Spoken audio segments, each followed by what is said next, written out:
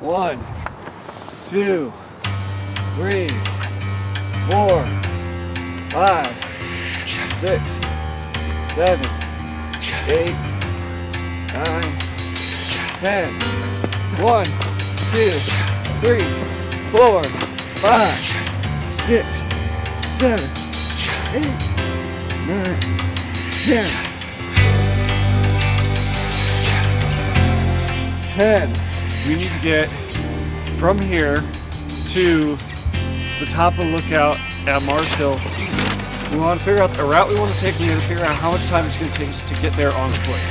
So I think it might take us about 20 minutes. 2 minutes block, and then, well, how many? 10 minutes up Mars Hill. We're going to move right up this street.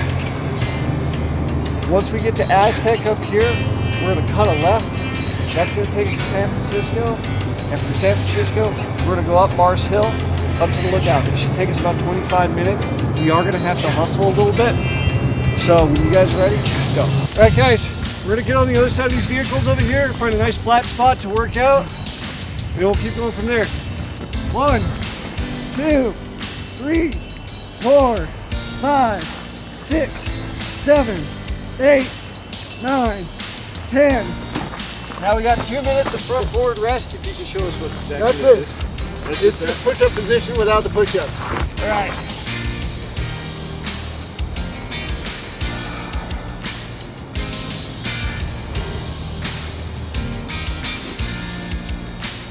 You got it. Keep it going. Almost there. 5, 4, 3, 2, 1. Nicely done. The last 5 seconds are the hardest.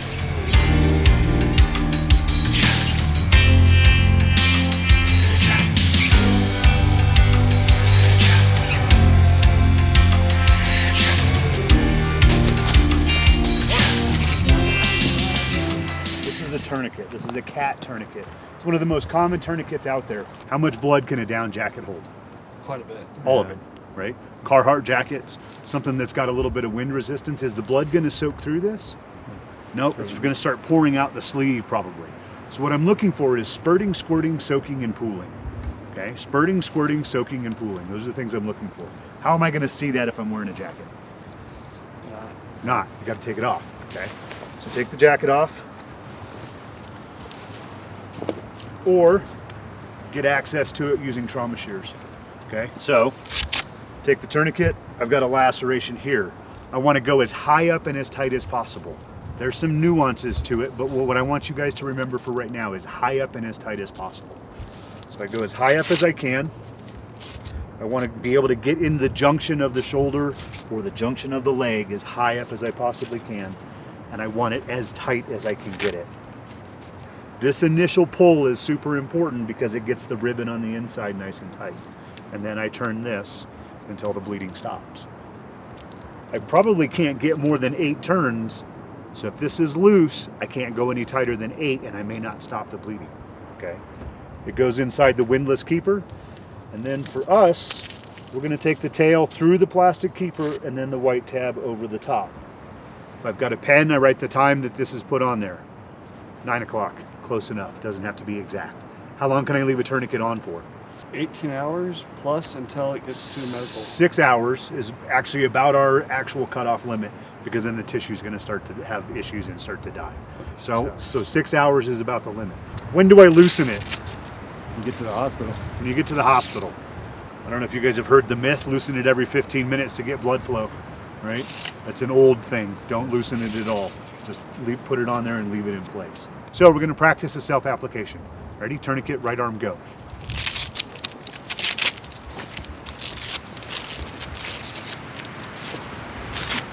5 seconds.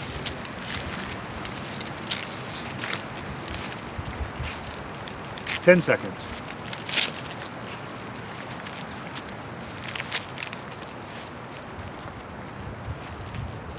20 seconds.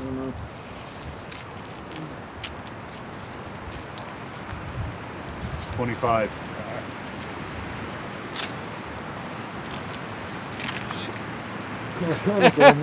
35. Not gonna make it. Tell my wife I love her. Get on my arm. 40. Keep going till you get it. Your life is the one on the line, right? Jumped on the line a little bit. So that's a good A sign. little bit. Okay. 50. Okay, time. Take them off. Red tab should be to the inside for self-application. The reason why is it gives you leverage and allows you to pull as tight as possible and then get the Velcro to bite onto itself. Don't go through the plastic windlass yet with the tail, and then turn the windlass, okay? Once the windlass is in place, technically I'm done, but to finish it off, I want to pull this through the windlass keeper and then the white tab over the top, okay? So as soon as you get the windlass into the windlass keeper and you have good blood control, then we're gonna call time. Ready? Tourniquet, left leg, go. Leg. If you're injured, are you gonna be standing? There you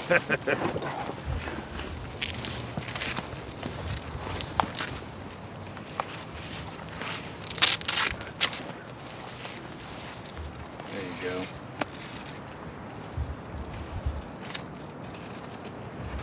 Pull it tight, pull it tight, pull it tight, pull it tight. Then take yours off. Which areas are considered non-tourniquetable areas then? Like head, neck, torso, groin. Okay, we're gonna go with neck, axilla, and groin. Okay, so carotid arteries are here, brachial arteries are on the inside, femoral arteries are in the pelvis. I'm gonna use a gauze. It doesn't matter if it's a hemostatic agent or not. Regular gauze works just as well. There's not really any data that shows that hemostatic agent is better than non-hemostatic agent. The difference is how much time you hold the pressure on there. So, I have a nice big wound that is spurting, squirting, soaking, or pooling. I've cleared the clothing off. I take my finger and I put it in the hole. And I put pressure on that until bleeding is controlled. Is your patient going to like it? No. Then I get my gauze and I slowly stuff this gauze into this hole, attempting to control the bleeding. Once I have as much gauze as I possibly can in there, does it matter if a leaf gets in? No, it's not a sterile procedure anyway. They're going to the doctor's office. Put all the rest of the gauze on top. If it's a non-hemostatic agent gauze, regular gauze, how long do I hold pressure for? Until you're told to take it off. 10 minutes. Trying to build a clot is what I'm trying to do. If I have a hemostatic agent, how long do I hold pressure for? 2 minutes. 3. You're close. Yeah, 3 minutes. Okay. Hold pressure on this, then I can bandage it. The idea is that I'm trying to build that clot inside this lattice work of gauze, so I got to get that stuff on the inside. Like I said, your patient is not going to like it. Who's first?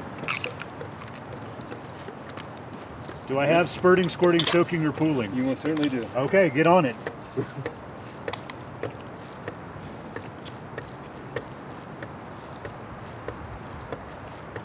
Are you controlling any bleeding whatsoever right now? Okay, stop for just a second.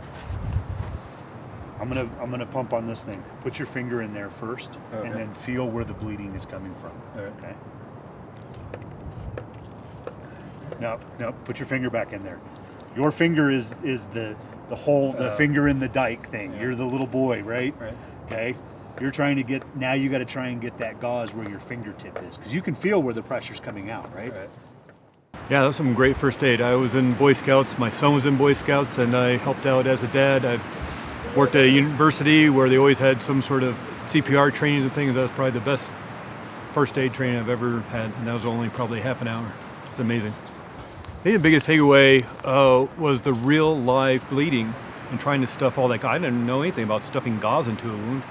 Even when you see it on TV shows, they always just press on the wound to actually stuff, well, first your finger in there to find the bleeding where the artery may be cut, but then to start stuffing gauze into the body cavity. That's intense. I had no idea you were supposed to do that. And I've had so many first aid classes, it's ridiculous.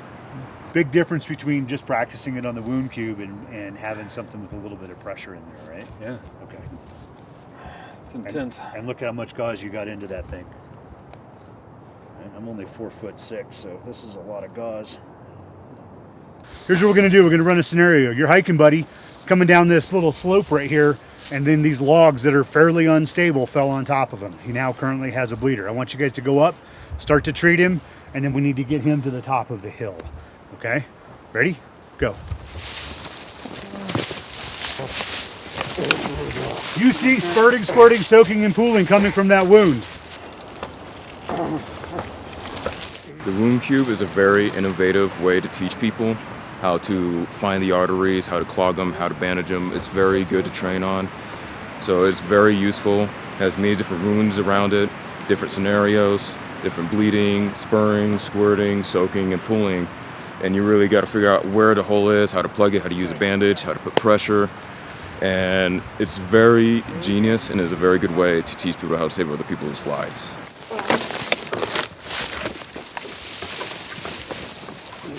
Okay, all right.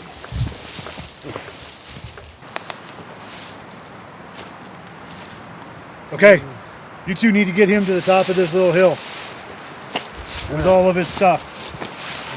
We learned that we could do it. You know, we weren't given an impossible task to say, okay, this is how you learn to fail. This is like, no, this is how you succeed. This is the tool that you need. These are the tools that you need. This is the time frame. This is the, you know, expectation. But you were taught everything you need to in order to succeed, and you're given the opportunity to practice towards that goal.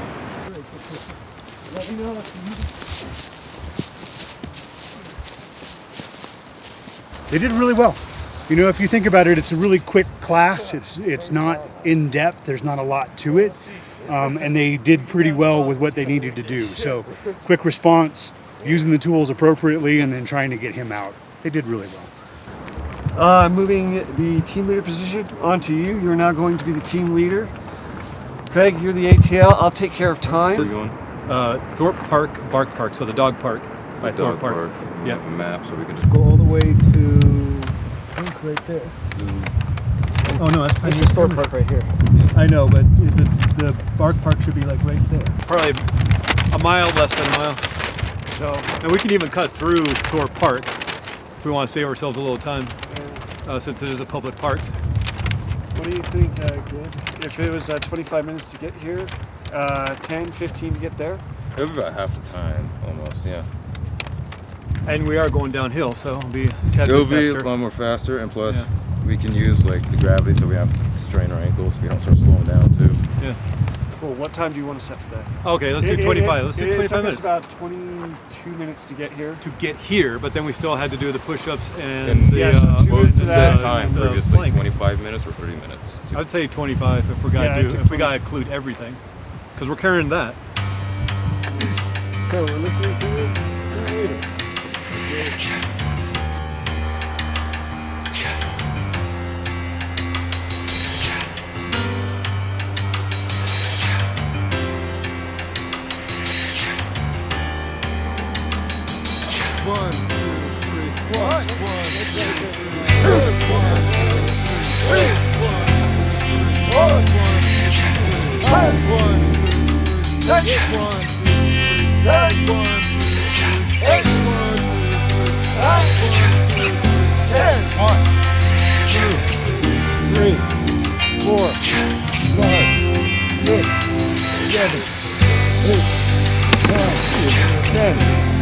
I need, so we're doing 1, 2, 3, 1, 1, 2, 3, 2.